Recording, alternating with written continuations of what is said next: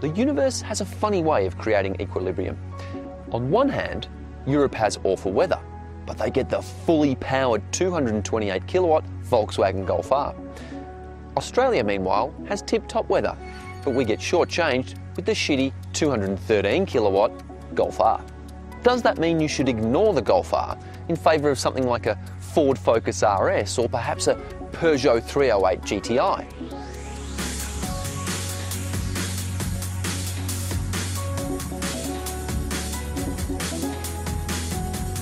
It all depends on what you're looking for.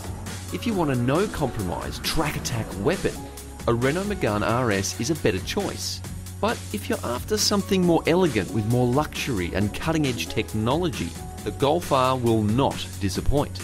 Showing off a sharp new look with redesigned headlights and front bumpers, 19-inch alloy wheels and new LED brake lights, the Golf R also gets a hike in power and a new 7-speed automatic transmission.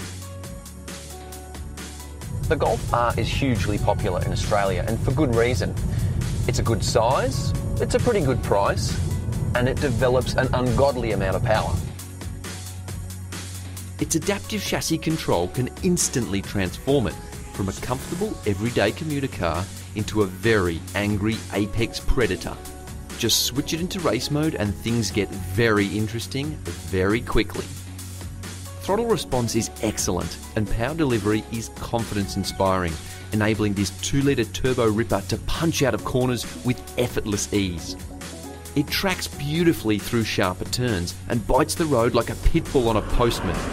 All-wheel drive grip levels are excellent, but there's still enough power to induce the odd slide.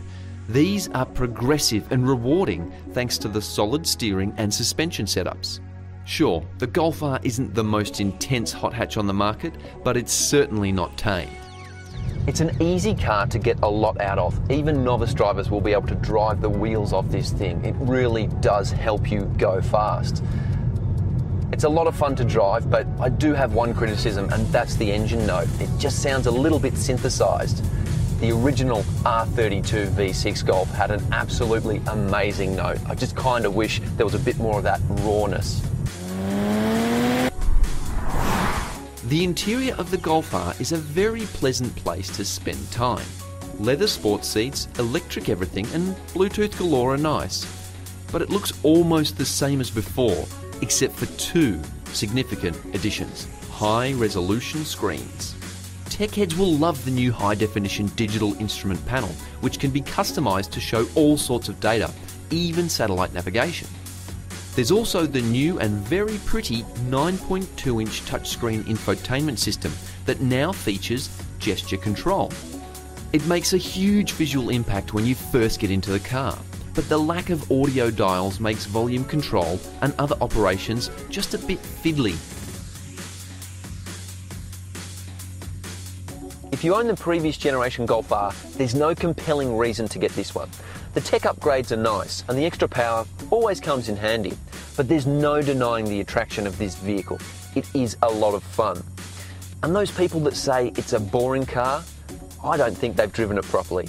This is a huge amount of fun.